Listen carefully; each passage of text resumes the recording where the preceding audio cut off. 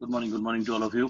सबसे पहले आप सभी लोगों को डबल मुबारकबाद। पहली मुबारक इस चीज की, आपको पता ही है कि ग्लोबल रैंक में वेस्टीज 30वें नंबर पर आई है और वो दिन दूर नहीं, जल्दी जब हम पहले शीर्ष स्थान पर होंगे। तो इस सब के लिए आप सभी लोग बधाई के पात्र हैं। बहुत ही बढ़िया, well done, keep it up. दूसरी बधाई आप सभी लोगों को इस चीज के लिए कि आप सभी जानते हैं पिछले महीने 2 हफ्ते लॉकडाउन रहा, उसके बावजूद भी फरवरी का जितना बिजनेस था उसके बराबर हम बिजनेस कर पाए, बल्कि थोड़ा सा ऊपर ही पहुंचे हैं। सो ये हमारे नेटवर्क के लिए बहुत ही गर्व की बात है कि 2 हफ्ते लॉकडाउन के बाद भी हमने मार्च में, फरवरी में जितना बिजनेस किया था मार्च में हमने उसको भी बीट कर पाए। So wonderful, have it great, keep it up, hats off. Double मुबारकबाद सभी लोगों के लिए। चलिए, तो संजय जी आप कैसे चलना चाहेंगे? आप मुझसे कुछ पूछना चाहेंगे या कैसे चाहेंगे आप? नहीं सर, आप अभी तो आप ही बता दीजिए। बाकी कुछ लोग बाद में कह रहे थे कि सर से कुछ पूछना होगा तो बाद में पूछ लेंगे। बस यही था कि सर यहाँ तक। हाँ ठीक है, गुड। चलिए, तो चलिए मैं अपने कुछ विचार आप सभी लोगों के सामने रखूंगा।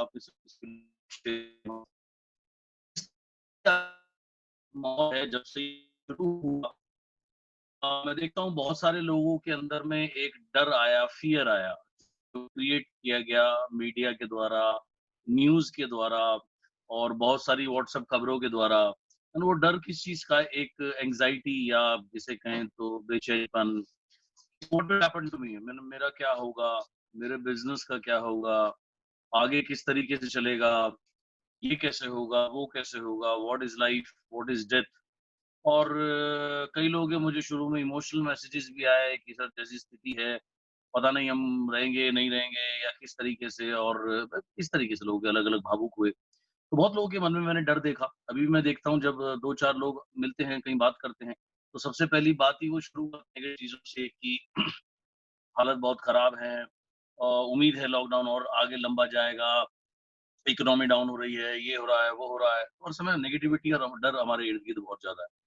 तो सबसे पहले तो मैं आप लोगों को ये बताना चाहूंगा, जो मैं बार बार बोलता हूँ, कि दुनिया में दो ही यूनिवर्सल ट्रुथ है, तीसरा कुछ है ही नहीं। पहला यूनिवर्सल ट्रुथ है पृथ्वी गोल है, दूसरा ये है कि जो आया है पृथ्वी पे वो अवश्य जाएगा। सो जब आप इस चीज को समझते हैं तो डरने की कोई बात रह नहीं जाती। दूसरा ये है कि कोरोना वायरस तो अभी आया है, इससे पहले भी मैं 10 दिन पहले एक डाटा पढ़ रहा था। इंडिया में हर साल लगभग 50 लाख लोग हृदय और हृदय से रिलेटेड बीमारियों से उनकी मृत्यु होती है। वैसे तो है नहीं कि अभी आया और अभी ऐसा कुछ हुआ है। अल्टीमेटली हमें सबसे पहले तो ये समझना है कि death is a reality, death एक रियलिटी है। और इस चीज को मैं आपको एक अध्यात्म एक माइथोलॉजिकल स्टोरी से बताना चाहूंगा। एक महिला थी जिसके बेटे की मृत्यु हो गई। जाहिर सी बात है वो बहुत दुखी थी, और वो बहुत दुखी अवस्था में भगवान बुद्ध के पास गई और उसने कहा, भगवान आप मेरे पुत्र को जीवित कर दीजिए, आप तो भगवान है, आप तो कर सकते हैं, आपके लिए कोई बड़ी बात नहीं है, मैं बहुत उम्मीद लेकर के आपके चरणों में आई हूँ। भगवान ने कहा, मैं कर सकता हूँ, मेरे लिए कोई ज्यादा बड़ी बात नहीं है, और बस एक शर्त है, आप मुझे 4 से 5 सरसों के दाने दे दीजिए किसी ऐसे घर से जहां पर कभी कोई मृत्यु ना हुई हो।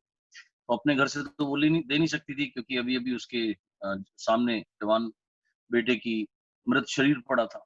वो अपने पड़ोसी के घर जाती है, उसको बोलती है कि आपकी बड़ी मेहरबानी होगी, आप मुझे 4 से 5 सरसों के बीज दे दीजिए, दाने दे दीजिए, और मेरा बेटा जीवित हो जाएगा। वो दे देते हैं, बड़ी खुशी खुशी जाने लगती है। तभी उसको शर्त याद आती है, उनसे सवाल पूछती है कि मैं आपसे कुछ पूछना चाहूंगी। बोले पूछिए, क्या आपके घर में कभी किसी की मृत्यु हुई थी? बोले जी हाँ, पिछले साल हमारे पिताजी एक्सपायर हुए थे, गुजर गए थे। बोले मैं माफी चाहूंगी, मैं आपसे नहीं ले सकती, किसी और से पूछती हूँ। और 2 घर छोड़ के एक पड़ोसी के पास जाती है, उनसे भी सेम कहती है, मुझे आप 4 से 5 सरसों के दाने दे दीजिए, मैं आपकी बहुत आभारी रहूंगी और इससे मेरा बेटा जीवित हो जाएगा। वो भी 4 से 5 सरसों के दाने देते हैं।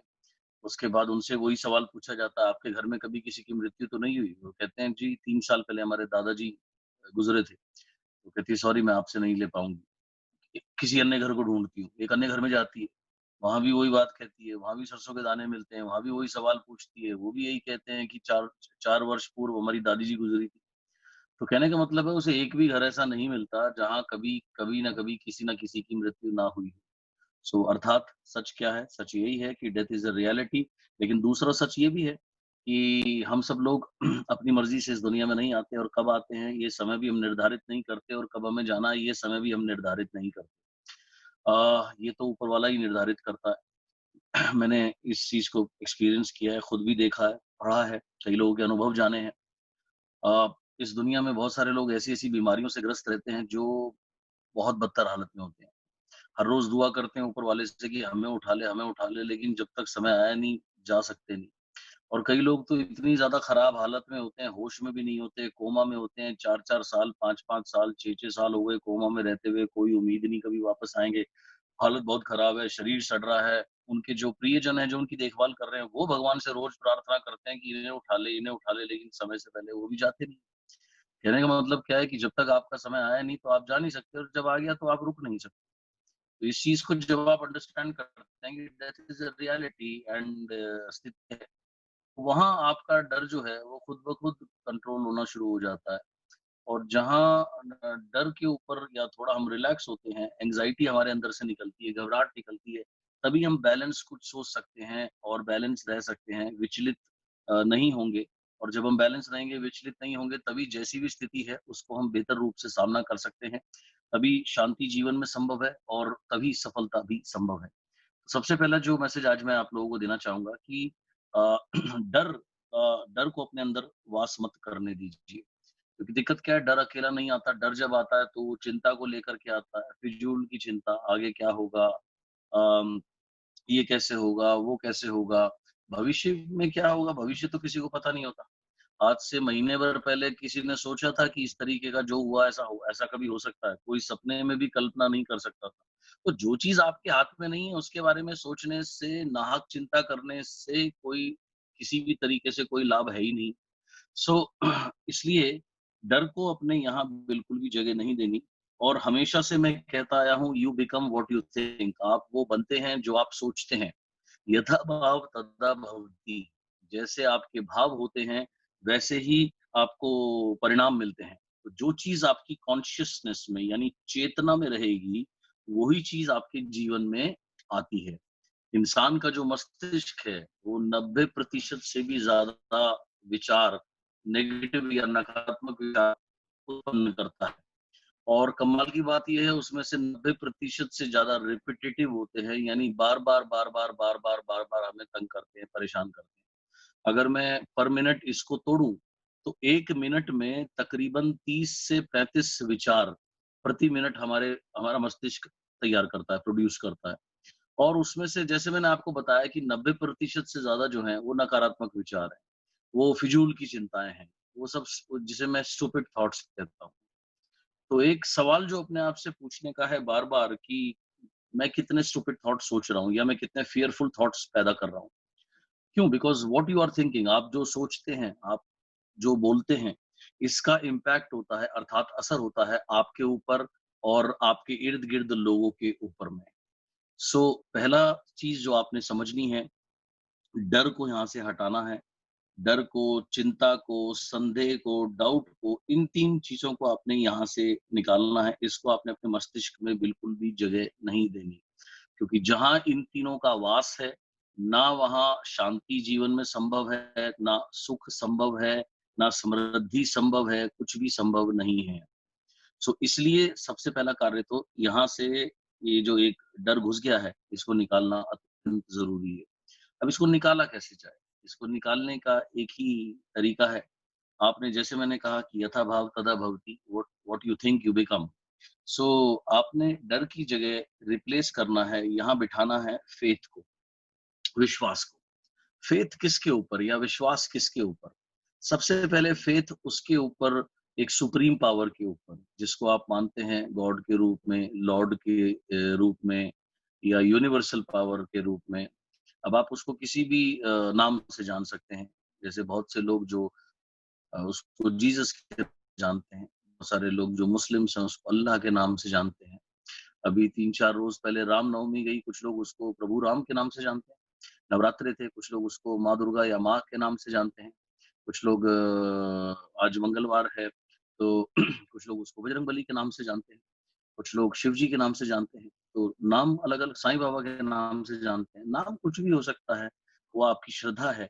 लेकिन जिस भी पावर को आप मानते हैं, जिस भी रूप में, उसका आपके अंदर यहाँ वास करना बहुत ज़रूरी है, तभी आप डर को हटा पाएँगे। अब सवाल ये आता है कि ये कैसे संभव है? ये तो मैंने आपको थ्योरी बताई और मैं थ्योरी में कभी विश्वास करता नहीं हूँ, ना मैं थ्योरी में विश्वास करता, ना मैं मोटिवेशन में विश्वास करता। मैं प्रैक्टिकैलिटी में विश्वास करता हूँ, मैं प्रैक्टिकल एक्सरसाइज़ेज़ में, क्रियाओं में विश्वास करता हूँ। तो मैं आपको एक खूबसूरत क्रिया के ऊपर लेकर जाना चाहूँगा।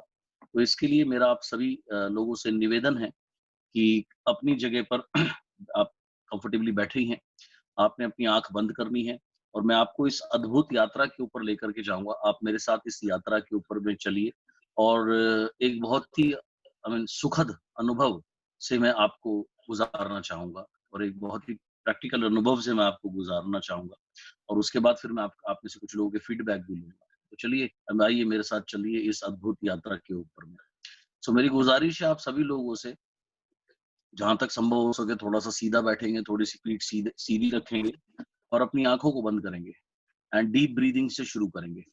लंबी गहरी श्वास से शुरू करेंगे, इन्हेल करते हुए लंबी साँस लेंगे और एक्सहेल करते हुए भी लंबी साँस लेंगे। जानबूझ करके थोड़ा-सा ब्रीथिंग पे ध्यान देंगे।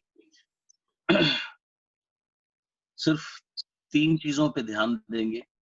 सबसे पहले मेरी आवाज़, मैं अपनी वाक शक्ति के ज़रिए आपको इस अद्भुत यात्रा के ऊपर मैं लेकर जाऊँगा। सो कृपया करके सारा ध्यान मेरी वाणी पे रखिएगा, ताकि मैं आपको इस सुखद और एक बेहतरीन एहसास की तरफ लेकर के जा पाऊँ। उसके बाद आपको ध्यान देना है अपनी श्वास पर, क्योंकि श्वास ही वो ब्रिज की तरह, यानी वो सेल्फ से या सुप्रीम पावर से या यूनिवर्सल पावर से। सो श्वास के ज़रिए ही आप वो कनेक्शन स्थापित कर पाते हैं। सो विशेष ध्यान दीजिए लंबी इन्हेलेशन करने में, लेकिन बहुत आराम से और इत्मीनान से, कोई जल्दी नहीं। सो जानबूझ करके लंबी व गहरी श्वास हम करेंगे और लंबी गहरी श्वास हम लेंगे भी, इनहेल भी करेंगे और लंबी गहरी श्वास हम छोड़ेंगे भी। सो इस तरीके से हम ब्रीदिंग करेंगे। और तीसरी चीज़, मैं आपको आज एक विशेष श्वास लेने का तरीका सिखाना चाहता हूँ। ये तरीका बहुत अद्भुत है और ये थोड़े समय पहले मैंने सीखा अपने स्पिरिचुअल गुरु से और उनकी ब्लेसिंग से। आज ये तकनीक मैं आपको सिखाना चाहूँगा। ये तकनीक मैंने बहुत लोगों को सिखाई है, हज़ारों लोगों को सिखाई है और जिन बहुत से लोग इसका लाभ उठा रहे हैं।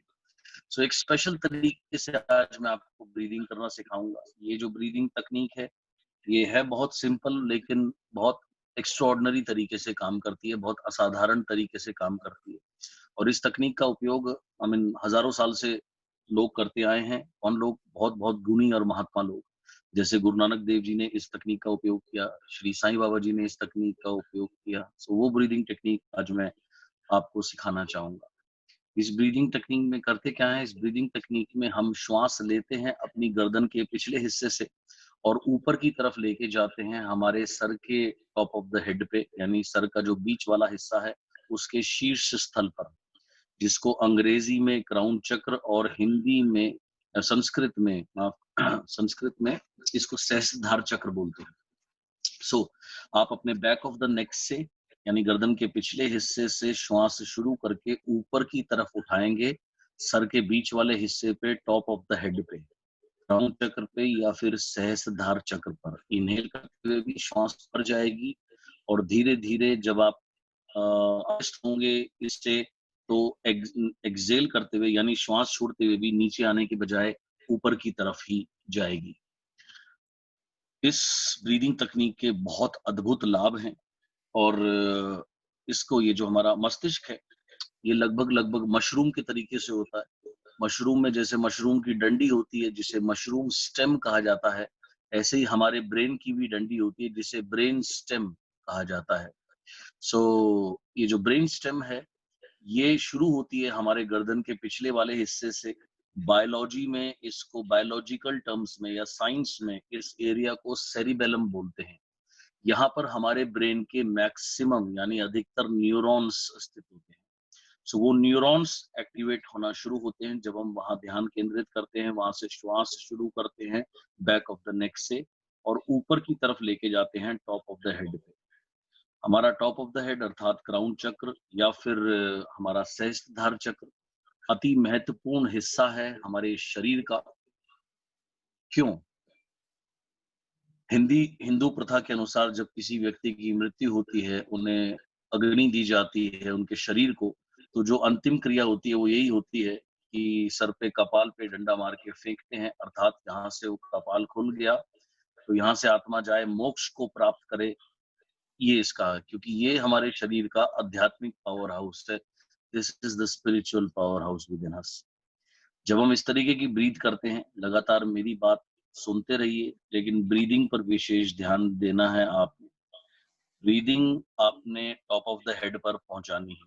सो अर्थात इस समय आपके लिए दुनिया में मात्र 3 चीजें एग्जिस्ट करती हैं। प्रथम मेरी वाणी के जरिए मैं आपको, उसकी वाक शक्ति के जरिए मैं आपको इस अद्भुत यात्रा के ऊपर लेकर जा रहा हूँ। दूसरा, आपकी श्वास के जरिए, आपके श्वास करने के तरीके के जरिए आप अपने हायर वर्ल्ड से या सुप्रीम वर्ल्ड से कनेक्ट हो पाएंगे। सो दूसरी चीज है आपकी श्वास, और तीसरी चीज है टॉप ऑफ द हेड, यानी ब्रीदिंग को फोकस करना है टॉप ऑफ द हेड पर। जब आप टॉप ऑफ द हेड पर फोकस करेंगे, ब्रीदिंग एक्स्ट्रा वहां पहुंचाएंगे, वो एरिया एक्टिवेट होगा। जब टॉप ऑफ द हेड का एरिया एक्टिवेट होगा तो होगा क्या? आपको इससे 3 लाभ मिलते हैं, 3 advantages, physical, mental and spiritual. Physical advantage क्या है?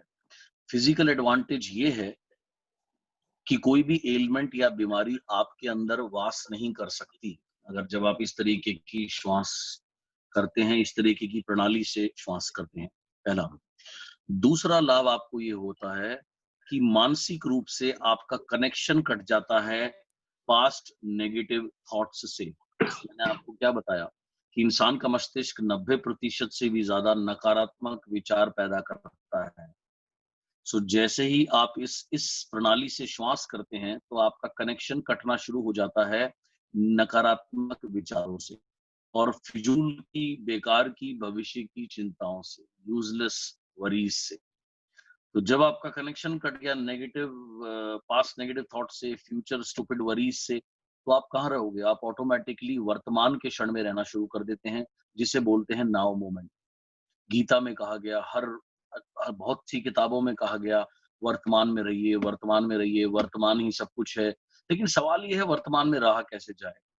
अगर हम इस तकनीक से श्वास करते हैं तो हमारे लिए वर्तमान में रहना बहुत सरल हो जाता है। सो इसलिए अत्यंत महत्वपूर्ण है, आप निरंतर 3 चीजों पे ध्यान देंगे। मेरी वाणी, मैं अपनी वाक शक्ति के जरिए आपको इस यात्रा के ऊपर लेकर जा रहा हूँ। आपकी श्वास जो आपको मदद करेगी हायर वर्ल्ड से कनेक्ट करने में, सारा फोकस इन 3 चीज पर। यदि इस समय आपको कोई अन्य विचार आए, उस विचार को आपने सुनना ही नहीं है। उस विचार को बिल्कुल भी आने मत दीजिए, एंटरटेन मत करिए। उस विचार को बोलिए भागिए यहाँ से, जाइए यहाँ से। और अगर वो विचार महत्वपूर्ण है, उस विचार को बोलना अभी मैं व्यस्त हूँ अपने जीवन की एक महत्वपूर्ण क्रिया में, कृपया करके बाद में आए। सो लगातार फोकस करते रहिए टॉप ऑफ द हेड पे। जैसे मैंने बताया, ये कोई साधारण तकनीक नहीं है, ये बहुत विशेष तकनीक है।